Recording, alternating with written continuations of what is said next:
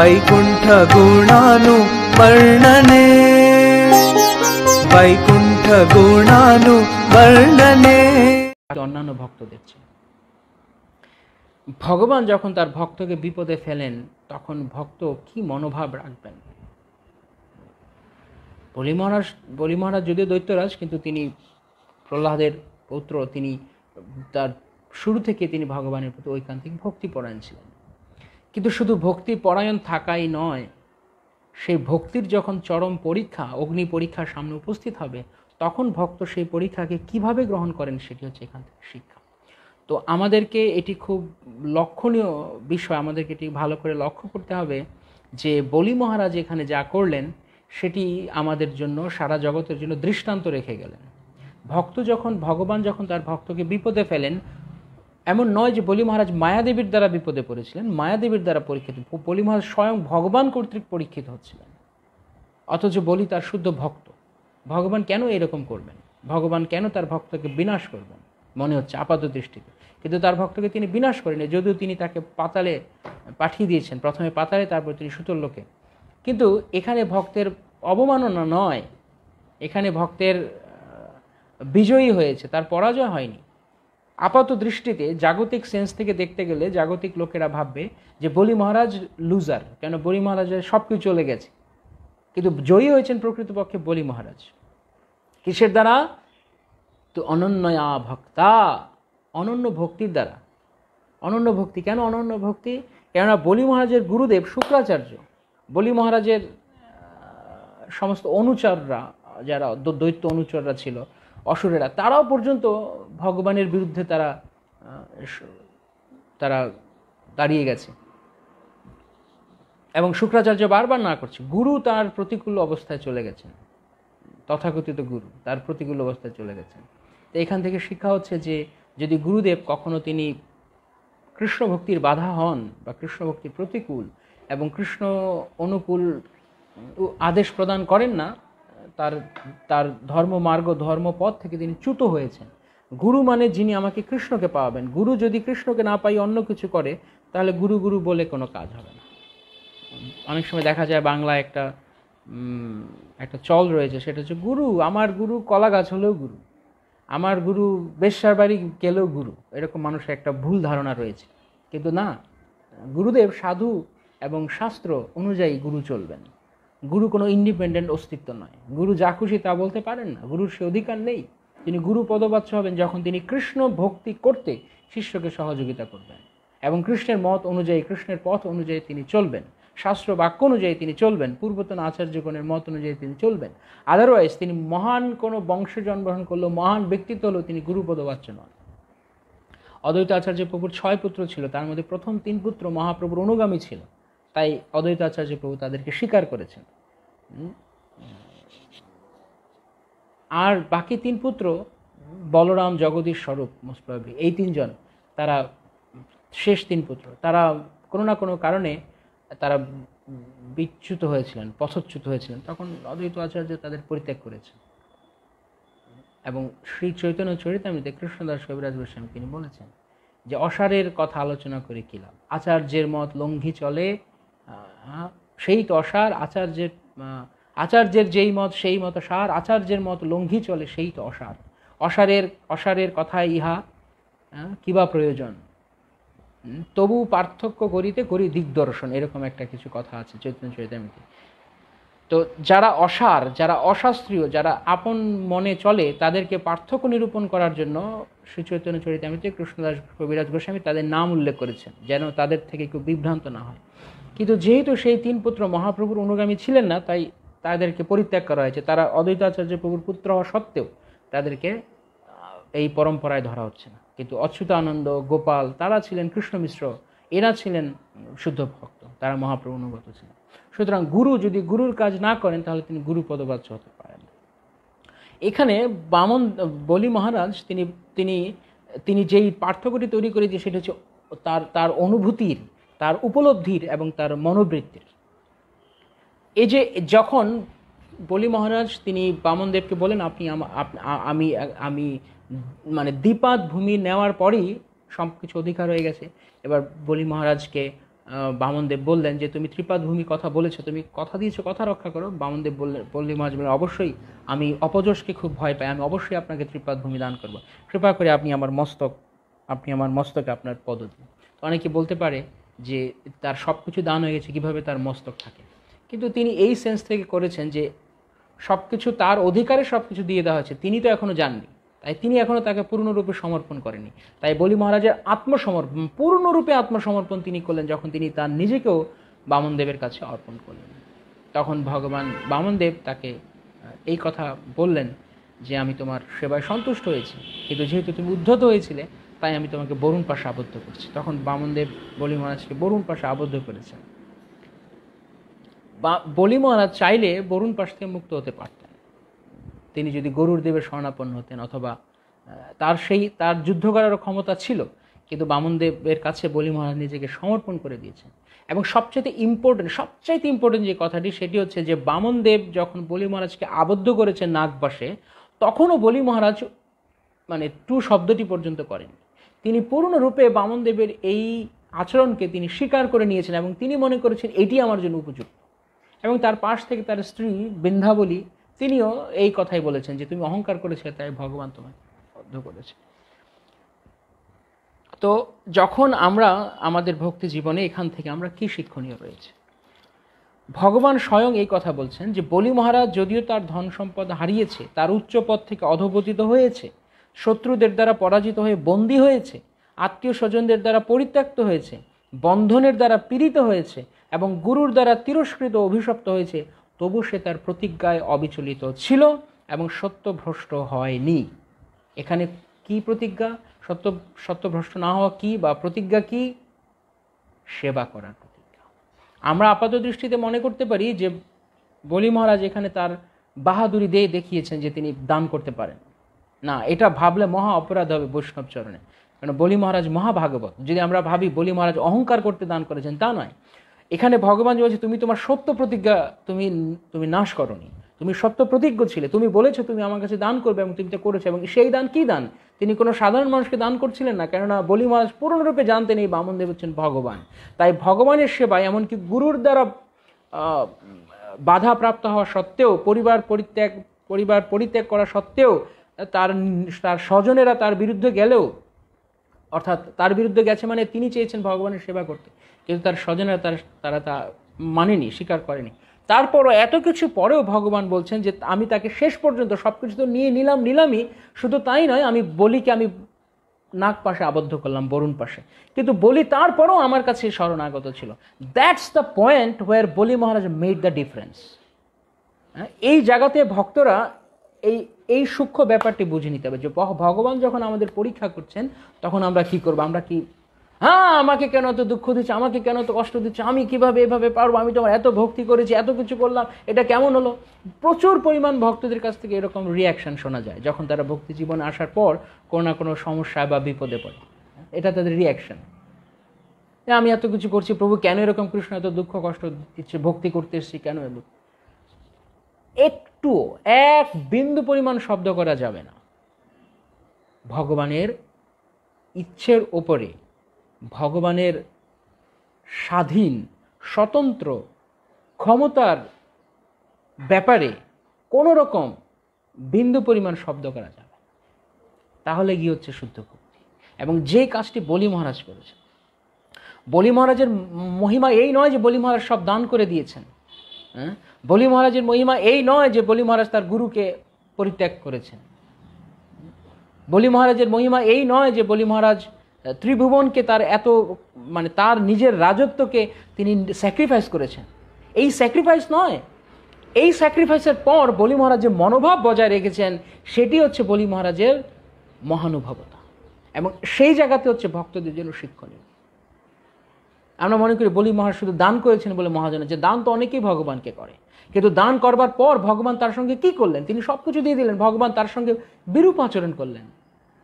যেখানে সব কিছু দিয়ে দিয়েছেন, নিঃসন্দেহে তখন বোঝা যায় যে উচিত ছিল যে এরকম কেউ যদি দান করে তাহলে তিনি তো তার প্রতিজ্ঞা রক্ষা করেছেন, তাকে এখন ছেড়ে দিন না।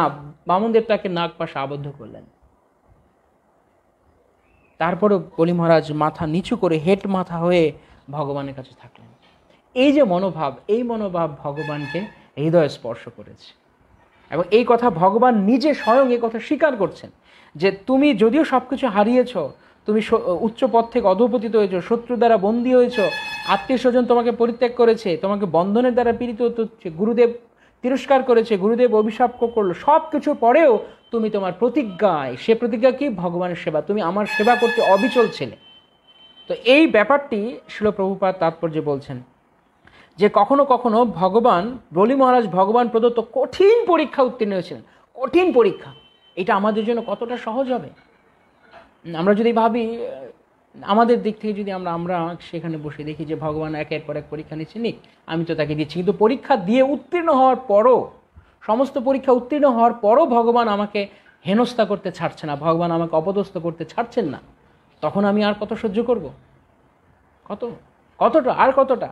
আমরা অনেক সময় কিছু না কিছু হলে আমরা অভিযোগ করি, আর কত পরীক্ষা নেবে, আমি কি এত কিছু? হ্যাঁ, ভগবানের পরীক্ষা নেওয়ার কোনো শেষ নেই। ভগবান পরীক্ষা নিতেই থাকবেন। এমনকি সমস্ত পরীক্ষা উত্তীর্ণ হয়ে যাওয়ার পরও ভগবান আমাকে আরও অপমান করতে পারেন। কিন্তু তারপরও ভক্ত যে মনোভাবটা বজায় রাখেন, তিনি কখনো ভাবেন না। বলি মহারাজ বলতে পারতেন, প্রভু আমি তো আপনার জন্য সব কিছু দিয়ে দিলাম, প্রভু আমি তো আমার বলে কিছু রাখলাম না, ইভেন আমি আমার নিজেকে পর্যন্ত দান করে দিলাম, কেন আপনি আমার প্রতি এরকম আচরণ করছেন? এই যে একটি কথা যে কেন ভগবান আপনি আমার প্রতি এরকম আচরণ করছেন, এই একটা শব্দ তিনি তার মুখে উচ্চারণও করেননি। শুধু তাই নয়, তিনি, আমরা আগের যে শ্লোকটা বললাম 6-7 নম্বর শ্লোকে, তিনি বলছেন আমি লজ্জিত অনুভব করছি না যে আপনি যে আমাকে এইভাবে এত কিছু করার পরেও আপনি আমাকে এত অপমান করলেন, আমি লজ্জিত অনুভব করছি না, আমি মন থেকে একদম আপনার প্রতি খুবই প্রীত রয়েছি। হ্যাঁ, একে বলা হয় আনুকূল্যেন কৃষ্ণানুশীলন। যা যখন এটা আনুকূল্যেন কৃষ্ণ, তখন হবে ভক্তির উত্তমা ভক্তি, যেই ভক্তি আমাদের আরাধ্য, যেই ভক্তি আমাদের ঈপ্সিত বস্তু, উত্তমা ভক্তি। কখন? ভগবান অপমান করুন, ভগবান অপদস্থ করুন, যে খুশি যেভাবে খুশি সেভাবে রাখুন, যা খুশি তা করুন, তবু তুমি আমার প্রাণনাথ। আবারও সে একই শিক্ষা, মত প্রাণনাথস্তু না সয়েব না।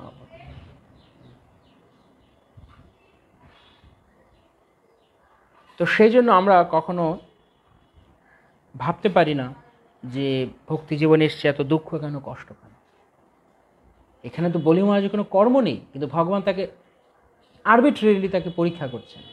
হ্যাঁ, বলি মহারাজ স্বর্গরাজ্য অধিকার করেছে, এটা দেবতা দানবদের যুদ্ধ হলে হবেই, ন্যাচারাল। যখন দানবেরা জিতবে তখন তারা দেবতাদের কাছে পেয়ে যাবে, এটা তো অন্য কোনো কিছু নয়। এটা তো তিনি তার যুদ্ধ জয় করেই তা পেয়েছেন, তিনি তো চিটিং করে করেননি, তিনি তো অধিকার বলে, শক্তি বলে তিনি তা প্রাপ্ত হয়েছেন। তো এখানে ভগবান তিনি বলি মহারাজের মহিমা স্থাপন করার জন্য তিনি বামনদেব রূপে অবতীর্ণ হলেন। সাধারণ দৃষ্টিতে গৌণ বিচার হচ্ছে যে ভগবান দেবতাদের রাজ্য ফিরিয়ে দিতে তিনি আবির্ভূত হয়েছিলেন, তাই তিনি অদিতির পুত্র রূপে আবির্ভূত হয়ে তিনি বলি মহারাজের কাছ থেকে স্বর্গরাজ্য পুনরুদ্ধার করে ইন্দ্রকে আবার দিলেন। এটা গৌণ দৃষ্টিকোণ, কিন্তু মুখ্য দিক হচ্ছে এই লীলায় যে ভগবান বলি মহারাজের মহিমা জগৎকে দেখাতে এসেছেন, যে আমার ভক্ত আত্মসমর্পণ কিভাবে করে এবং আত্মসমর্পণ করাকালীন আমার ভক্তের মনোভাব কী, আত্মসমর্পণ করার পরে আমি তাকে অপমান করলে আমার ভক্ত কী মনোভাব রাখে। তাহলে আমরা কি আমাদের ব্যাপারটা একটু চিন্তা করতে পারছি যে আমরা কোথায় রয়েছি, আমাদের কত মাইল দূরে যেতে হবে, আমাদের গন্তব্য কোথায়, আর আমরা এখন এই মুহূর্তে আমরা কোথায় অবস্থান করছি, একটুখানি আমরা ভেবে দেখি। ভগবান কখনো কখনো ভক্তকে অসম্ভব কঠিন পরীক্ষার মধ্যে ফেলেন। বলি মহারাজকে যে অবস্থায় ফেলা হয়েছিল, সেই অবস্থায় অন্য কারো পক্ষে বেঁচে থাকা অসম্ভব হতো। কেননা বলি মহারাজের বেঁচে থাকার আর কিছু ছিল না, সব কিছু নিয়ে গিয়েছেন ভগবান বামনদেব। শুধু নিয়ে যাননি, শুধু তাকে এত পরিমাণে অপমান করেছেন যে এই অপমান মানি ব্যক্তির অপমান করলেই তার মৃত্যুর সমান তুল্য, সে মরে যাবে।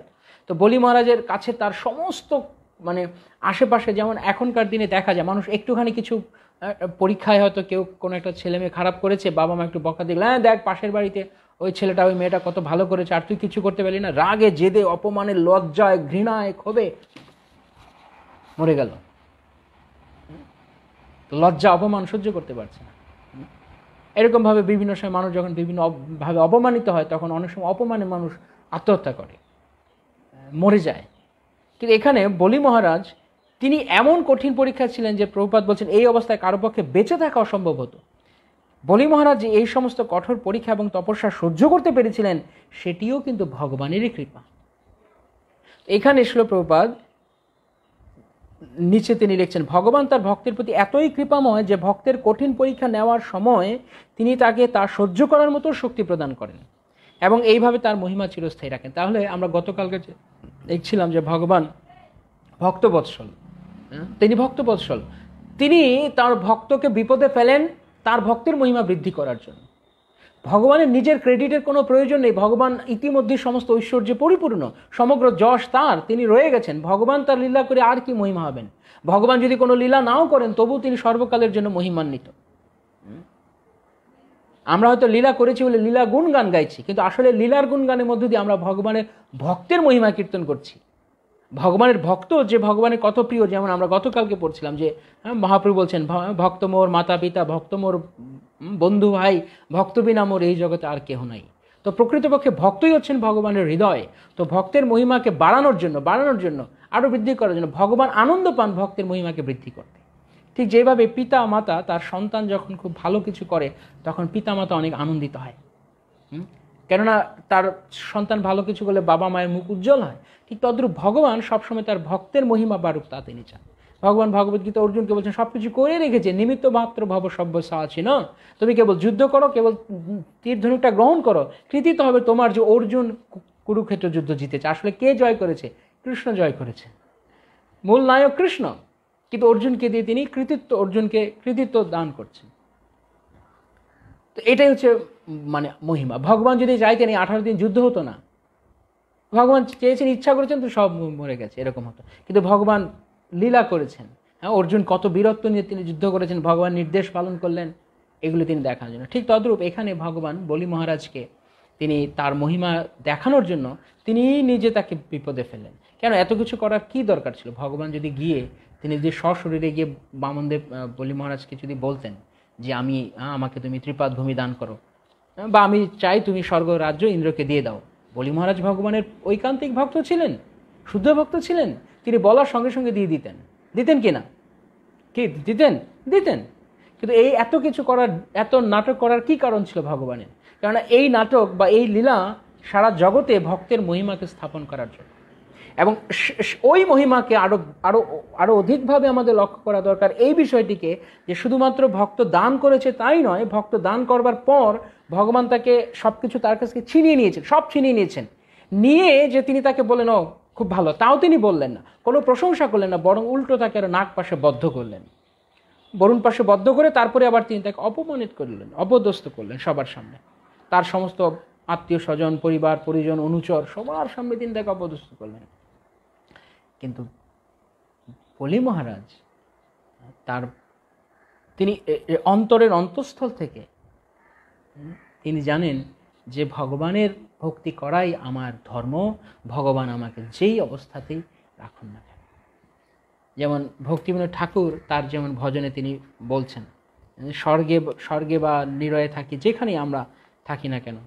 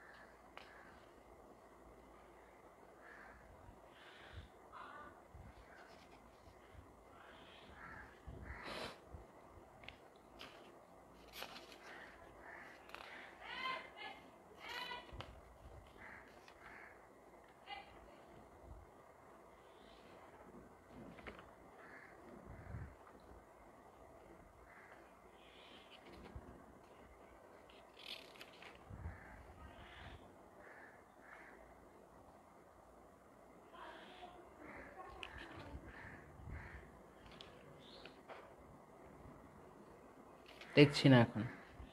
যাই হোক, তিনি তার ভজনে যেমন বলেছেন, আমি পশু পাখি হয়ে আমি স্বর্গে বা নিরয়ে থাকি, আমি যেখানেই থাকি না কেন ভগবান, আমি কেবলমাত্র তোমার শ্রী পাদপদ্মের ভক্তি করতে চাই, এটাই আমার একমাত্র অভিলাষ।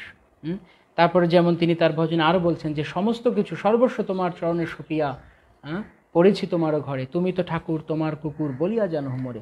এইভাবে ভগবানের ভক্তের যে মনোভাব থাকে সেটা হচ্ছে ভগবান আমাকে পরীক্ষা করে আমাকে যেই অবস্থাতে তিনি রাখুন না কেন, আমি সমস্ত অবস্থাতে ভগবান অপমান করলেও আমি লজ্জিত নই, বরং ভগবানের সেবার জন্যই আমি আমার জীবনকে প্রদান করেছি।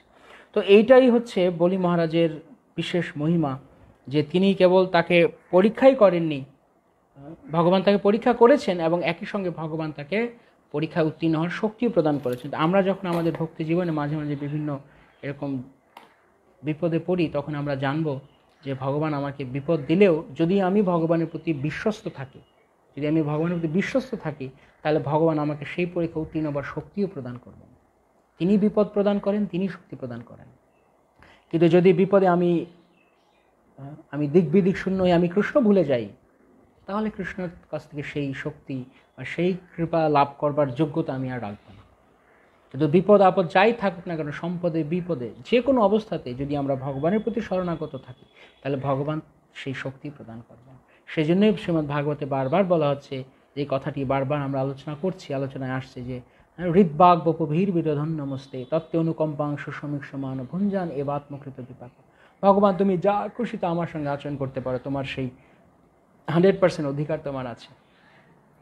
এই কথা মনে করে যে হাসি মুখে আনন্দ সহকারে ভগবানের সেবা চালিয়ে যায়, অন্য কোনো কিছুকে সে দোষ দিতে পারে, নিজকৃত কর্ম বিপাককে সে দোষ দেয়, কিন্তু সে ভগবানকে কখনো দোষ দেয় না যে ভগবান তুমি কেন আমার সঙ্গে এরকম করলে। এটা সে কখনো করে না। এটা হচ্ছে ভক্তের লক্ষণ, যে ভগবান যে অবস্থাতেই তাকে রাখুন না কেন, বিশ্বাস রাখতে হবে যে ভগবান তার ভক্তের ক্ষমতা বুঝেই তিনি পরীক্ষা দেন। এমন পরীক্ষা তিনি দেন যেই পরীক্ষা ভক্ত উত্তীর্ণ হতে পারবে। উত্তীর্ণ হওয়ার মতো বা ভক্ত হোঁচট খেয়ে পড়ে যাওয়ার মতো পরীক্ষা ভগবান দিবেন না। যদি তিনি দেন তাহলে সেই পরীক্ষা উত্তীর্ণ হওয়ার শক্তিও তিনি প্রদান করবেন। তাই রিমেইন ক্যালম অ্যান্ড কুল, যে ভগবান আছেন, তিনি নিশ্চয়ই আমাকে দেখবেন, কিন্তু সেটা অনুকূলভাবে, যে ভগবান যদি তুমি আমাকে তারপরেও অপমান করো, তারপরেও অপদস্থ করো, তারপরেও আমি তোমার সেবা করে যাব। কিন্তু ভগবান আমাকে দেখবেন তো না হলে কি হবে, হ্যাঁ, বা ভগবান আমাকে এরকম কেন পরীক্ষা করছেন, এরকম নয়। ভগবান যে কোনো পরিস্থিতি রাখুন না কেন, ভগবান নিশ্চয়ই দেখবেন। যদি নাও দেখেন তবুও ঠিক আছে। কেননা যদি শ্রীবাস ঠাকুর সেদিন বলতেন যে আমার ছেলে কেন মরে গেল, আমার ছেলে মরে গেল কেন, আমার ছেলে তো মরে যাওয়ার কথা না, আমার যেই গৃহে সর্বমঙ্গলময় শ্রী গৌরহরি নৃত্য করছেন সেই গৃহে শ্রীবাস ঠাকুরের পুত্র মারা যাওয়ার কথা না, কিন্তু শ্রীবাস ঠাকুর সেই সম্পর্কে অভিযোগ করলেন না। এই জায়গাটা বারংবার আমরা আলোচনায় আনছি, যে ভক্ত যে কোনো পরিস্থিতিতে ভগবানের প্রতি আঙুল তুলবেন না কখনো, যে কেন আমার জন্য এটা ঘটলো। সেটা হচ্ছে ভক্তের চরম পরীক্ষা। যে কোনো পরিস্থিতিতেই ভগবান তাকে রাখুন না কেন, অভিযোগের তীর কখনো ভগবানের দিকে যাবে না, সেই দিকে যাবে না। তাই শ্রীবাস ঠাকুরের শুধু শ্রীবাস ঠাকুর কেন, আমরাও প্রশ্ন করতে পারি যে কেন এত ধরনের বিপদ, এই মহাবিপদ শ্রীবাসের গৃহে ঘটলো, যখন কিনা তার গৃহে স্বয়ং মহাপ্রভু নৃত্য করছেন। কিন্তু শ্রীবাস ঠাকুর কি বললেন, বরং তার মনোভাব কি ছিল, ধনজন দেহ গেহ কৃষ্ণে সমর্পণ করিয়াছ শুদ্ধ চিত্তে করহ স্মরণ, তবে কেন মম সুত বলি কর দুঃখ, কৃষ্ণ নীল নিজজন তাহে তার সুখ। কৃষ্ণ যাহা ইচ্ছা করে তাই জানো ভালো, ত্যাজিয়া আপন ইচ্ছা ঘুচাও জঞ্জাল। ভগবানের সম্পদ নিয়ে গেছে, তো তুমি বলার কে। এই মনোভাব শ্রীমন মহাপ্রভুকে আকর্ষণ করেছে। এবং পরবর্তীতে যখন মহাপ্রভু জিজ্ঞেস করলেন যে তুমি কি হলো শ্রীবাস, তুমি তোমার পুত্র মরে গেল আর তুমি আমার সঙ্গে একটু বলতে পারলে না, তখন শ্রীবাস ঠাকুর কি বললেন, তিনি তো বলতে পারতেন, হ্যাঁ প্রভু আমি তো ভেবেছি কীর্তন শেষ হলে বলবো, বা এরকম কিছু না। তিনি কি বললেন উত্তরে, একটি তো নয় মরিয়াছে না তাহে মোর কিবা দুঃখ, যদি সব মরে নাথ তোমারে হেরিয়া তবু তো পাইব সুখ। ভগবান তোমার সে মুখমণ্ডল, তোমার অপ্রাকৃত দিব্য রূপ দর্শন করতে করতে যদি সব মরে যায় তবু তো পাইব সুখ। কিন্তু তোমার সেবায় যাতে ব্যাঘাত না ঘটে সেটা আমি চাই। তো এই জায়গাতে শ্রীবাস ঠাকুর তার পার্থক্য তৈরি করে দিয়েছেন এই মনোভাব থেকে। তো সিমিলারলি আমরা এখানে দেখছি যে বলি মহারাজকে যখন বামনদেব বদ্ধ করলেন, তখন বলি মহারাজের ওই মনোভাবটা বলি মহারাজকে একটা আলাদা পর্যায়ে নিয়ে গেছে। বলি মহারাজ তো সব কিছু দিয়ে দেওয়ার পর বলতে পারতেন যে প্রভু আমি তো সমর্পণ করেছি, আমাকে কেন এরকম করলেন। ঠিক যেমন শ্রীবাস ঠাকুর বললেন, ধনজন দেহগেয় কৃষ্ণ সমর্পণ করিয়াছ শুদ্ধ চিত্তে করো স্মরণ। তবে কেন মমসুত কলি করো দুঃখ, কেন তবে, এই যে তবে কেন, এটা খুব গুরুত্বপূর্ণ। সব কিছু আমি যদি দিয়ে দিয়েছি ভগবানকে, যদি আমি ভক্ত হয়েছি, ভক্ত যাকে বলে সেটাই যদি আমি হয়েছি, ভগবানকে দিতে চেয়েছি, দিয়েছি, তাহলে আমি কেন আবার আমি ভগবানকে আমি কোয়েশ্চেন করব? কোন দিক থেকে আমার কোয়েশ্চেন করার অধিকার রয়েছে? যখন কেউ সারেন্ডার করে দেয়, সারেন্ডার করা মানে এই নয় যে সারেন্ডার করা মানে সে তাকে রক্ষা করবে। এই কথাটা ভালো করে বুঝতে হবে। সারেন্ডার করা মানে, হ্যান্ডস আপ করা মানে আমি আপনাকে গুলি করতেও পারি। হ্যান্ডস আপ করা মানে এই নয় যে আপনি হ্যান্ডস আপ করেছে আমি গুলি করবো না, সাধারণত ভদ্রতার খাতিরে করে না, কিন্তু হ্যান্ডস আপ করার পরেও গুলি করা মানে আমি সমর্পণ করে দিচ্ছি, চাইলে মারো চাইলে রাখো।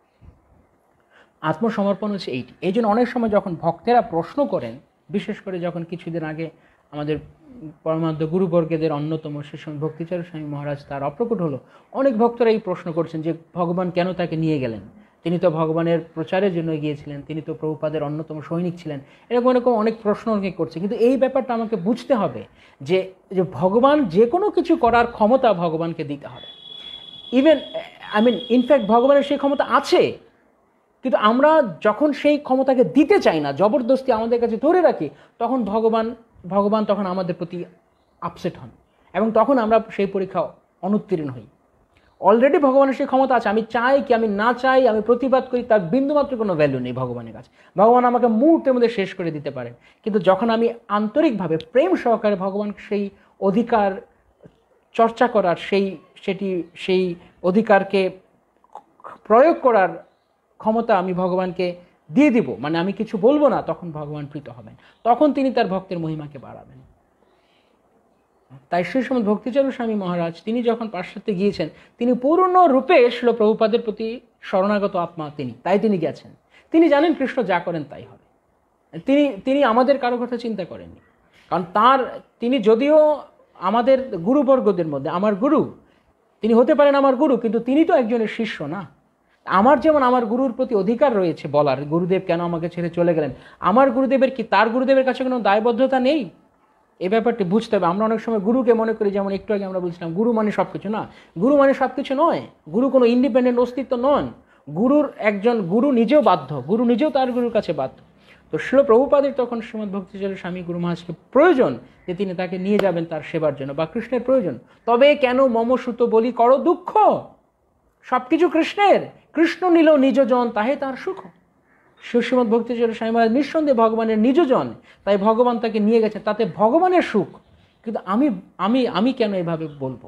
হ্যাঁ, আমি দুঃখ পেতে পারি, আমার বিরহ হতে পারে, কিন্তু সেই বিরহ এমন নয়, কোনোদিন কোনো দুঃখ কোনো বিরহ যেন আমাদেরকে এমন জায়গায় নিয়ে না যায় যে জায়গা থেকে আমরা ভগবানকে কোয়েশ্চেন করতে শুরু করব। তখনই আমি আমার ভক্তির পরীক্ষায় হেরে গেলাম।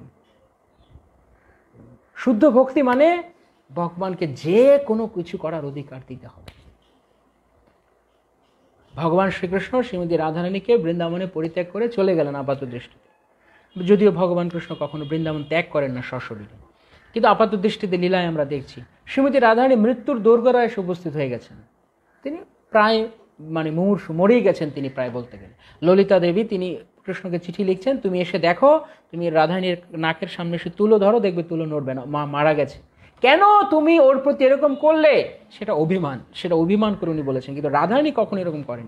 বরং রাধারানীর মনোভাব ছিল এই যে যদি আমি মরে যাই, তাহলে আমার প্রাণনাথ কৃষ্ণ যখন তিনি বৃন্দাবনে আসবেন, তিনি যখন আমাকে দেখবেন আমি নেই, আমি তো কৃষ্ণের আনন্দ বিধানের বস্তু, আমি কৃষ্ণের আনন্দ বিধায়িনী, তো আমি যদি মরে যাই তো কৃষ্ণ কোথা থেকে আনন্দ পাবে? তাই কৃষ্ণের আনন্দের জন্য হলেও আমাকে বেঁচে থাকতে হবে, তিনি আমাকে যতই কষ্ট দেন না কেন। This is the supreme position of Shrimati Radharani. তিনি কেন সর্বশ্রেষ্ঠ ভক্ত? এই কারণে, কেননা তিনি নিজের সুখ, আত্মসুখ সম্পূর্ণরূপে বিসর্জন দিয়েছেন কেবলমাত্র কৃষ্ণ সুখ তাৎপর্যে, তিনি তার সমস্ত অস্তিত্ব কৃষ্ণ সুখের জন্য। এমনকি তিনি কৃষ্ণের বিরহে মরে যাচ্ছেন, কিন্তু প্রাণ দেহ থেকে বেরিয়ে যেতে চাইলেও তিনি প্রাণ জোর করে ধরে রাখছেন, কেননা কৃষ্ণ সেবার জন্য এই প্রাণ। এখানে আমরা সাধারণ লোকেরা, এই জগতের লোকেরা অনেক কিছু বলবে রাধাকৃষ্ণকে নিয়ে, কিন্তু এই যে অতি উন্নত অবস্থান, এটা কে বুঝবে? হ্যাঁ, যে নিজে কষ্ট পেয়েও ভগবানের প্রতি অভিমান করে উনি তো বলতে পারেন না, আমি ঠিক আছে, আমাকে কষ্ট দিয়েছে, আমি মরে গেলাম, আমি বাঁচতে পারছি, আমার দরকার নেই। এই জগতে তাই করবে, এই জগতে মরবে না, গিয়ে আরেকটাকে বিয়ে করবে, আরেকজনের সাথে গিয়ে তার গলায় গিয়ে ঝুলবে। এরকম নচ্ছার এই জড়জগতের জঘন্য নিচ কুলাঙ্গার সব মানুষজন, আর তারা তুলনা করে রাধাকৃষ্ণ আর আমরা একই। কিন্তু এই হচ্ছে সীমিত, এই হচ্ছে প্রেম আর কাম। এই জন্য কাম আর প্রেম হচ্ছে লোহার স্বর্ণের মতো। কাম অন্ধতম, প্রেম নির্মল ভাস্কর। অতএব কাম প্রেমে বহুত অন্তর, বহুত পার্থক্য রয়েছে। দেখতে একই রকম, দেখতে মনে হচ্ছে একই রকম, কিন্তু অনেক পার্থক্য রয়েছে। যখন আমরা নিজের কিছু রাখবো বিন্দু মাত্র, চুল পরিমাণ, এক বিন্দু সামান্য, ততক্ষণ পর্যন্ত আমরা প্রেম, শুদ্ধ প্রেমের স্তরে নেই। অন্যাভিলাষিতা শূন্যম জ্ঞান কর্মাদি অনাবিত আনুকূল্যেন কৃষ্ণ অনুশীল। আনুকূল্যেন কৃষ্ণ, কৃষ্ণ অনুকূলে, আমার অনুকূলে নয়। কৃষ্ণ অনুকূলে যখন আমরা কিছু করব তখন তাকে বলা হবে প্রেম। যখন আমার অনুকূল, সঙ্গে সঙ্গে তা যাই হোক, তা যদি ভক্তি বলেও দেখা যায় বাইরে, তবুও তা কাম। বাইরে মনে হচ্ছে ভক্তি, হ্যাঁ, যে অনেকে অনেক অনেকে অনেক এইভাবে ভাবে, মনে করে, ইভেন ভক্তরাও বলে যে রাধারানীটা কীভাবে সহ্য করলে, কীভাবে সম্ভব কৃষ্ণ, হ্যাঁ এটা আমরা হলে কীভাবে, হ্যাঁ সত্যিকার, কারণ আমরা তো নষ্ট, আমরা তো নষ্ট বুদ্ধি। তাই আমরা এই কথা চিন্তাও করতে পারি না যে আমার যখন প্রেমাস্পদ রয়েছেন, যার জন্য আমি জীবন দিয়ে দিলাম, সে দ্বারকায় গিয়ে 16,108 জনকে বিয়ে করবে, আর আমি এখানে একা একা দুঃখ পাবো। এই হচ্ছে জড়জগতী মানুষের বিচার বুদ্ধি। কিন্তু শ্রীমতী রাধারানী কথা হচ্ছে, উনি যদি 16,108 কেন, উনি যদি সারা পৃথিবীকে বিবাহ করে উনি যদি সন্তুষ্ট হন, উনি যদি খুশি হন, তাহলে আমি খুশি। সেজন্য শ্রীবাস ঠাকুর বলছেন, একটি তনয় মরিয়াছে না, তাহে মোর কিবা দুঃখ, যদি সব মরে না আছে তোমারই হেরিয়া, তবু তো পাইব সুখ। তোমারই হেরিয়া মানে আমি দেখবো তুমি সুখী, তাহলে আমি সুখ। সেই জন্য এইরকম বিপদ, এইরকম পরিস্থিতি ভক্তকে আরো ওপরে আনে। যেমন স্বর্ণ যত পোড়ানো হয়, স্বর্ণ তত খাঁটি হয়। ভক্ত যত পরীক্ষা দিতে থাকে, তত ভক্ত ওপরে উন্নত স্তরে উঠতে থাকে। এবং সেই পরীক্ষায় সেই তীব্র পরীক্ষা সহ্য করার শক্তিও ভগবান প্রদান করেন। শুধু ভগবানের উপরে বিশ্বাস রাখতে হবে। তাই একের পর এক পরীক্ষা ভগবান করেই যাচ্ছেন তার ভক্তদের, কিন্তু ভক্ত সেটিকে হাসি মুখে গ্রহণ করবেন না, কোনো রকম অন্য কোনো কিছু ভাববেন না। এই অ্যাটিচিউড ভগবানকে খুশি করে। তাই এই জন্য এই কথাটা বলা হচ্ছে এখানে যে তবু সে তার প্রতিজ্ঞায় অবিচলিত ছিল এবং সত্যভ্রষ্ট হয়নি। কি ছিল তার প্রতিজ্ঞা? ভগবানের সেবা করা। বলি মহারাজ এখানে নিজের মান সম্মানের জন্য বামনদেবকে দান করতে চাননি।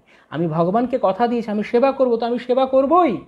আমাকে ভগবান যতই কষ্ট দিক না কেন, যেভাবেই তিনি রাখুন না কেন, মা রবি রাখবি যে ইচ্ছা তোহারা, করুন আপনি, কিন্তু আমি আপনার সেবা ছাড়ব না। তাই হে ভগবান, হে কৃষ্ণ, আমি তোমার চরণ আঁকড়ে ধরলাম। তুমি আমাকে লাথি মারো, সরিয়ে দাও, দূর করে দাও, তবু আমি তোমার চরণ বারবার, প্রতি জন্মে জন্মে আমি তো শুধু তোমাকেই চাইবো, আমি তোমার চরণেই আমি পড়ে থাকবো। এটাই হচ্ছে আমার একমাত্র বাসনা। মত প্রাণনাথস্তু সয়েব না পর। সেই জায়গাতে গিয়ে ভগবান ভক্তকে জয় করে নেন। ভগবান যে বলছেন অহম ভক্ত পরাধীন, কখন? যখন ভক্ত তার আগে পরীক্ষা দিয়ে ভগবানকে জয় করেছেন, তখন ভগবান ভক্তের পরাধীন।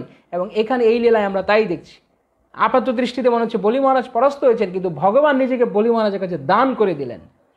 সমস্ত ঐশ্বর্য তার নিয়ে নিলেন, নিয়ে তার অ্যাটিচিউড দেখলেন, দেখার পর ভগবান আবার তাকে সমস্ত ঐশ্বর্য দান করলেন, এবং স্বর্গের চেয়েও কোটি গুণ ঐশ্বর্য বেশি সুতুল্যকে তিনি তাকে প্রদান করলেন। এবং শুধু তাই নয়, ভগবান বললেন আমি তোমার দরজার দ্বারই হয়ে থাকব। এই হচ্ছে অপূর্ব চমৎকার ভগবান। যে করে আমার আশ, আমি তার করি সর্বনাশ, যদি তবু সে না ছাড়ে আমার পাশ, আমি হই তার দাসের দাস। এটা কোনো শাস্ত্রে আছে কিনা জানি না, তবে ছোটবেলা আমি মার মুখ থেকে এটা শুনতাম। আমাদেরকে মা এভাবে শিক্ষা দিতেন যে এটাই হচ্ছে ভক্তি ভগবানের প্রতি। যে আমার আশা করবে আমি তার সর্বনাশ করে দেব, তবুও যদি সে না ছাড়ে আমার পাশ, আমি হই তার দাসের দাস। এটা বুঝতে কি খুব কষ্ট হয়? আমরা এই জগতে যদি আমাকে কেউ এসে বলে আমি তোমাকে ভালোবাসি, আমি তাকে কি বলবো? খুব ভালো, আমিও ভালোবাসি বলবো না। আমি তাকে পরীক্ষা করব, এবং পরীক্ষা করতে করতে এমনও পরীক্ষা করবো আমি তাকে চূড়ান্ত অপমান করব।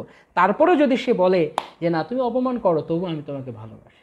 যদিও এই জড়জগতের সাথে ভগবত প্রেমের কোনো তুলনাই হয় না, তুলনাই চলে না, শুধু জাস্ট বোঝার জন্য। যেহেতু আমরা জড়জগৎ নিয়ে অভ্যস্ত, তাই শুধু একটা অ্যানালজি দেওয়ার জন্য, একটা উপমা দেওয়ার জন্য এটা দেখাচ্ছি। এটা এক নয়, এটা উপমা একটা। তো সেই উপমা হচ্ছে এই যে তখন আমরা তাকে বলে হ্যাঁ এই এখন আমাকে তুমি সত্যিকারে ভালোবাসো। শুধু একটা 2 টাকার গোলাপ দিলেই ভালোবাসা হয়ে যায় না, হৃদয় দিতে হয় ভগবান।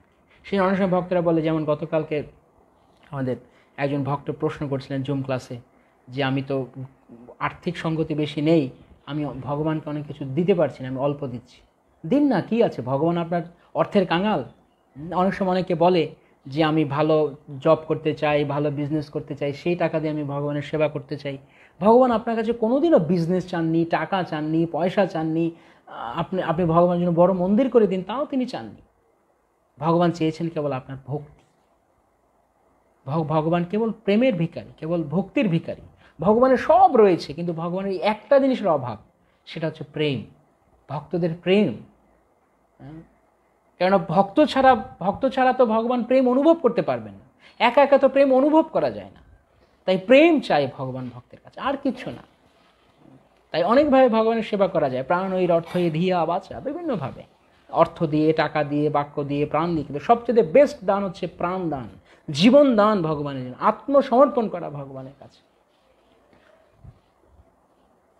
তো যখন ভগবান এইভাবে ভক্ত যখন আত্মসমর্পণ করেন, তখন ভগবান সবচেয়ে প্রীত হন। তিনি ভক্তের প্রেমের জন্য তিনি অপেক্ষা করতে থাকেন। তাই কি ভোগ দিতে পারলাম, কি দিতে পারলাম, এগুলো অনেক সময় জাগতিকভাবে অহংকার নিয়ে আসে। আমি বড় চাকরি করি, আমি অনেক টাকা দিয়েছি ভগবানকে, আমি অনেক মন্দিরে ডোনেট করেছি। অনেক সময় ভক্তরা, তারা দেখেছি যে তারা ডিমোরালাইজড হয়। ও আচ্ছা, এই ভক্ত বেশি টাকা পয়সা আছে, তাই জন্য তাকে গুরু মহারাজের কাছে বেশি যেতে দেওয়া হয়। সে গুরু মহারাজের সাথে অনেকক্ষণ কথা বলতে পারে, কেননা সে অনেক টাকা দান করে। এরকম অনেক সময় অনেকে ভাবে ভক্তদের মধ্যে, বা তাদের ইস্কনে তাদের অনেক সম্মান আছে যেহেতু তারা অনেক ডোনেট করে। সো হোয়াট, যদি সে অনেক দান করে, সে যদি গুরুদেবের সঙ্গে 2 মিনিট বেশি কথা বলে, আপনি হয়তো 3 মিনিট বলেছেন, সে হয়তো 30 মিনিট বলেছে। So what makes the difference? শুধু বেশি কথা বলতে পেরেছে তাই, বা তার নাম খুব বড় করে সেখানে ফলক দেওয়া হয়েছে তাই, বা সে ভালো ডোনেট করেছে বলে তাকে বিশেষ ইনভাইটেশন কার্ড তার জন্য পাঠানো হয়েছে, যেটা আমাকে হয়তো মুখে মুখে বলেছে আর তার জন্য কার্ড, শুধু তাই? এগুলো তো বাহ্যিক ব্যাপার। যদি আমরা হৃদয় ভগবানকে অর্পণ করতে না পারি, গুরুপাদবোধ অর্পণ করতে না পারি, তো কথা বলে কি হবে? কথা তো অনেকেই বলে। প্রভুপাদের সাথে বসে একসাথে লাঞ্চ করেছে, এরকম লোকও আছে, এখনও বেঁচে আছে কলকাতায়। সে সারাক্ষণ প্রভুপাদের নিন্দা করতে থাকে, সারাক্ষণ ইস্কন আর প্রভুপাদের নিন্দা তার মুখে। সে প্রভুপাদের সাথে বসে নাকি সে লাঞ্চ করেছে একসঙ্গে। তো কি হবে? সেই জন্য শ্রীশ্রীমৎ গৌরগোবিন্দ স্বামী গুরুদেব বলতেন যে সঙ্গ মানে রাজার কোলে মশাও বসে, মশা রাজার কোলে বসে রাজার রক্ত চুষে খায়। রাজার সবচেয়ে কাছে রয়েছে মশা, তাই বলে কি সে রাজার সঙ্গ করছে? ঠিক তদ্রূপ কোনো মহান বৈষ্ণবের সঙ্গে থাকা মানেই তার সঙ্গ নয়, তার ভাব হৃদয়ে গ্রহণ করা। সঙ্গ মানে কারো ভাব হৃদয়ে গ্রহণ করা, যে এই মহাত্মা, এই বা গুরুদেব বা এই শুদ্ধ ভক্ত, তিনি কিভাবে ভগবানকে ভালোবাসছেন, সেই ভাব আমি আমার হৃদয়ে গ্রহণ করে আমি ভগবানের সেবা করার জন্য চেষ্টা করবো, সেইভাবে অনুসরণ করব। তার সঙ্গে বসলাম, তার সঙ্গে থাকলাম, তার সঙ্গে সে আমার সঙ্গে খুব খুব খোঁজ গল্প করলো, আমার সঙ্গে ইমেল চালাচালি হয়, আমাকে ফোন করে, আমার খোঁজ, আমাকে দেখলে হাসি দেয়। ও আমি কি ভাগ্যবান জানো, আমাকে গুরুমাজ দেখে হেসে দিয়েছি, আর আমি খুব খুশি। আমাকে গুরুমাজ দেখে তো অনেকভাবেই হাসতে পারে, আমি সবচেয়ে অধপতিত। আমাকে দেখে গুরুমাজ এটাও ভাবতে পারে, এই অধপতিত কীভাবে উদ্ধার হবে, দেখে একটু করুণা করতে হবে, এটা ভেবেও তুমি হাসতে পারেন। কিন্তু আমি ভাবছি আমাকে গুরুদেব দেখে হেসেছে, সুতরাং আমি একদম বিরাট কিছু হয়ে গেছি। তোমাকে দেখে হেসেছে? না, আমাকে দেখে হাসিনি, আমার দিকে তো তাকাইনি। এটা ঠিক যে গুরুদেবের কারোর ওপর যদি দৃষ্টি পড়ে সেটা ভালো, কিন্তু তার মানে এই নয় যে আমার দিকে দেখে গুরুদেব হাসলো বলে, হেসেছেন বলে আমি অনেক কিছু হয়ে গেলাম। যদি হৃদয়ে ভক্তি না থাকে, কৃষ্ণের প্রতি না থাকে, তাহলে গুরুদেব তো অন্য কোনো কাজ নয়। যদি সদ্গুরুদেব হন, যদি অন্য গুরুদেব হয়, সে অন্য কথা। তখন সেই ক্ষেত্রে হয়তো সে নিজের পকেট গোছানোর ব্যবস্থা করবে। কিন্তু যদি সদ্গুরুদেব হন, তখন তিনি কেবল দেখবেন সে কৃষ্ণকে ভালোবাসে কিনা। যে শিষ্য ভগবানকে ভালোবাসেন, তিনি বহু দূরে থাকলেও গুরুদেবের হৃদয়ে অবস্থান করেন। আর যে শিষ্য ভগবানের প্রতি প্রীতি নেই, বৈষ্ণবীয় লক্ষণ প্রকাশ করে না, বা ভগবানকে ভালোবাসার কোনো ইচ্ছা কিছু নেই, সেই সম্পর্কে ঐকান্তিক প্রচেষ্টা নেই, সে গুরুদেবের কাছে কাছে ঘেঁষলে কী হবে, ঘুরলে কী হবে? অনেকেই তো ঘুরে, কিন্তু ঘুরলে কী হবে? সেটা অনেক রকমের ভাগ রয়েছে। গুরুদেবের সঙ্গে আমার কটা ক্লিপ আছে, আমার কটা ছবি আছে গুরুদেবের সঙ্গে, সেটাই বড় জিনিস নয়। গুরুদেবের কাছে কাছে সবসময় ঘুর করলাম, বেশি কাছে আসলে অপরাধ হয়ে যায়। আগুন, রাজা এবং গুরু, এই তিনটে থেকে দূরে থাকতে হয়, কারণ এই তিনের খুব কাছে গেলে অপরাধ হয়ে যেতে পারে, পুড়ে যেতে পারে। আবার বেশি দূরে গেলে তাদের সুফল পাওয়া যেতে পারে না। তো এইভাবে কৃষ্ণকে প্রাণ দিতে হবে, আত্মসমর্পণ করতে হবে, সেক্ষেত্রে ভক্তের মহিমা আসবে। সেজন্য শ্রীবাস ঠাকুর বা এরকম বলি মহারাজ কে ছিলেন? ব্রহ্মচারী ছিলেন না গৃহস্থ ছিলেন? গৃহস্থ ছিলেন। শ্রীবাস ঠাকুর কে ছিলেন? গৃহস্থ ছিলেন। তো গৃহস্থ হলেই যে ভগবানকে কিছু দান করা যায় না, গৃহস্থ হলেই যে ভালো ভক্ত হওয়া যায় না, এরকম কোনো কথা নেই। বরং ম্যাক্সিমাম যত ভাগবতের শ্রীমদ্ ভাগবতে যত মহাত্মাদের লীলা বলা হচ্ছে তারা ম্যাক্সিমাম সব গৃহস্থ, তাদের মহিমা যাদের বলা আছে ম্যাক্সিমাম সব গৃহস্থ, মহাপ্রভু অধিকাংশ পার্শ্বদেরা গৃহস্থ। এখান থেকে আরেকটা শিক্ষা রয়েছে। কি শিক্ষা? অনেক সময় আমরা মনে করি আমরা গৃহস্থ, আমাদের অত বেশি কড়াকড়ি করার কিছু নেই, সব ত্যাগের ব্যাপার, ব্রহ্মচারী সন্ন্যাসীরা করবে। কে বলেছে এই কথা? ব্রহ্মচারী সন্ন্যাসী মানে শুধু ভক্তি করবে আর আমি বসে বসে কি করব? আমি কৃষ্ণের অন্ন ধ্বংস করব? এখানে এই কাপড়ের কোনো ব্যাপার নেই, কে লাল কাপড় কে সাদা কাপড় সেটা বড় নয়, বড় কথা হচ্ছে কে তার জীবন কৃষ্ণের জন্য উৎসর্গ করেছে। তাই আমি ব্রহ্মচারী বলে আমাকে খুব কড়াকড়ি থাকতে হবে, আর আমি গৃহস্থ বলে আমার জন্য সব ছাড় আছে, আমি একদম নাকে তেল দিয়ে আমি ঘুমাবো, সেটা কিন্তু বলা হয়। যেই অবস্থাতেই থাকুক না কেন তাকে ভগবানের সেবা করতে হবে। বলি মহারাজ তো গৃহস্থ ছিলেন, তার স্ত্রী ছিল, তার পুত্র ছিল, তার বিশাল বড় রাজত্ব ছিল। অম্বরীশ মহারাজ গৃহস্থ ছিলেন, সবাই তার বড় বড় গৃহস্থ ছিলেন। প্রহ্লাদ মহারাজ গৃহস্থ ছিলেন, ধ্রুব মহারাজ গৃহস্থ ছিলেন, পৃথু মহারাজ গৃহস্থ ছিলেন। অথচ শ্রীমদ্ ভাগবত তাদের কাহিনীতে পরিপূর্ণ, সমস্ত গৃহস্থদের কাহিনীতে। গুটি কতেক হয়তো ত্যাগী ছাড়া, যেমন প্রচেতারা বা এরকম, ম্যাক্সিমামই সব গৃহস্থদের কাহিনী। তো গৃহে থেকেও, সমস্ত কিছু থেকেও, কালকে একজন প্রশ্ন করছেন আমাকে, হোয়াটসঅ্যাপে প্রশ্ন পাঠিয়েছে বাংলাদেশ থেকে একজন ভক্ত, আমি গৃহস্থ আশ্রমে প্রবেশ করতে যাচ্ছি, আমি কিভাবে আমি মানে ভগবানের সেবা চালিয়ে যাব, কি মেনটেন করবো আমি? আপনি গৃহস্থ হন বা সন্ন্যাসী হন সেটা বড় কথা না, সেটা এই জড়জগতের লেভেল। কিন্তু ভগবানের কাছে ভগবান লেভেল দেখে ঢুকতে দেয় না। এটা এরকম না যে দেখি তোমার জার্সি গায়ে কি, তুমি কোন দলের খেলোয়াড়, জার্সি না, জার্সি পরলেই খেলোয়াড় হওয়া যায় না। আমি যদি এখন আমার গায়ে, ধরুন এখনকার দিনে যারা বড় বড় নাম করা ক্রিকেটার, বিরাট কোহলি বা একসময় ছিল ধোনি, এখন ধোনিকেও লোক আর খুব একটা পাত্তা দেয় না, কেননা ফর্ম নেই। তাই এই জড়জগৎটা এরকম, আপনি যতক্ষণ ফর্ম আছে ততক্ষণ আপনাকে পিকচার, ও হরে কৃষ্ণ খুব ভালো, যেই ফর্ম নেই এই হাঁটো চলো। কত জঘন্য নোংরা বিচ্ছিরি একটা জগৎ। কাউকে উপরে তুলে দেয় প্রশংসা করে, কাউকে আবার লাথি মেরে নিচে নামিয়ে দেয়। এই জন্য মহাপ্রভু পারফেক্টলি বলেছেন, দ্বৈতে ভদ্রা অভদ্র জ্ঞান সব মনোধর্ম, এই ভালো এই মন্দ এই সব ভ্রম। তাই এখানে কেউ ভালো ভালো বলে ফুলের মালা পরাবে, পরে আবার জুতোর মালাও পরাবে, সাবধান। ফুলের মালা পেয়ে বেশি আনন্দের কিছু নেই। সুখেষু বিগত স্পৃহ দুঃখেষু অনুদ্বিগ্ন মনা বীতরাগ ভয় ক্রোধা স্থিত ধীর মুনির উচ্চতে। প্রশংসা করুক কি কেউ গাল দিক, কেউ অপমান করুক, সবই এক। এখানে সব এক, কেননা দুদিন পরে সে আবার বদলে যাবে। এই দেখুন, এই যে এখন এক সময় তাকে কত প্রশংসা করতো লোক, এখন সে কম নেই, তাকে কেউ প্রশংসা করে না। তো যাই হোক, যেটা বলছিলাম যে আমি এখন তাদের একটা জার্সি গায়ে পড়লাম, তাহলে আমাকে জার্সি দেখে আমাকে খেলায় নেবে? আমি কার জার্সি গায়ে দিয়েছি বা আমি কোন টিমের জার্সি পরেছি না, আমি দেখবে আমি খেলতে পারি কিনা, তো আমার ভক্তি রয়েছে কিনা ভগবান তা দেখবে, আমার লেভেল দেখবে না, আমার জার্সি দেখবে না, আমি কোন আশ্রমে আছি। যেমন বেলুন দেখেছেন, বেলুন যখন আকাশে ওড়ে তখন বেলুনের কি কোনো চিহ্ন ভেদ আছে, রং ভেদ আছে? না, লাল বেলুনগুলি বেশি ওপরে ওঠে আর সাদা বেলুনগুলি উঠতে পারে না, বা হলুদ বেলুন, বেগুনি বেলুন, নীল বেলুন উঠতে পারে না, শুধু লাল বেলুন ওঠে, আকাশে ওঠে, অন্যগুলো উঠতে পারে না। তো বেলুন আকাশ উড়বে কি উড়বে না তাকে নির্ভর করে বেলুনের রঙের উপর, না বেলুনের ভিতরে গ্যাস আছে কিনা তার উপর। কিসের উপর চিন্তা করে দেখুন। রং বড় জিনিস না, কোন আশ্রমে রয়েছে সেটা বড় জিনিস না, বড় জিনিস হচ্ছে কৃষ্ণকে ভালোবাসে কিনা। হ্যাঁ, ধনী মানি পণ্ডিতের বড় অভিমান, ধনী কুলীন পণ্ডিতের বড় অভিমান, সেজন্য তারা সহজে কৃষ্ণ পান না, বা আশ্রমের অভিমান থাকে। ভগবান শ্রী চৈতন্য মহাপ্রভু এইসব দেয়, দেখেন, ধনে জনে পাণ্ডিত্যে কৃষ্ণ নাহি পাই, কেবল ভক্তির বশ চৈতন্য গোসাই। ভগবান কেবল ভক্তিকে দেখবেন। তো এইখানে বলি মহারাজের এই শিক্ষা থেকে আমরা যেটি দেখছি সেটি হচ্ছে, এই শিক্ষা আমরা আমাদের জীবনে গ্রহণ করবো। কারা কারা গ্রহণ করতে চান এই শিক্ষা, যে বিপদ আপদ জয় আসুক আমরা ভগবান শ্রীকৃষ্ণের শ্রীপাদপদ্ম আঁকড়ে ধরে থাকবো। হরি বল, হরি বল, হরি বল, হরি বল, হরি বল। দেখি কতজন বলে কারা কারা চরণ আঁকড়ে ধরে থাকবে, কে কে আঁকড়ে ধরে থাকবে, দেখি কতজন আঁকড়ে ধরে থাকতে চান। যাই আসুক জীবনে। হরে কৃষ্ণ।